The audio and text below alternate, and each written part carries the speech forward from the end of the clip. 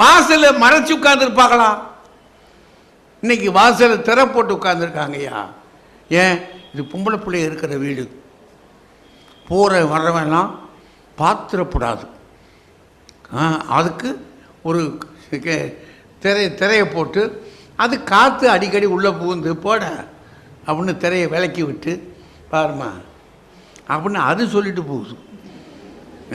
அந்த மாதிரி இப்படி ஒரு வீடுகள் இருக்கு. அதை சொல்கிறாங்க அந்த அம்மா.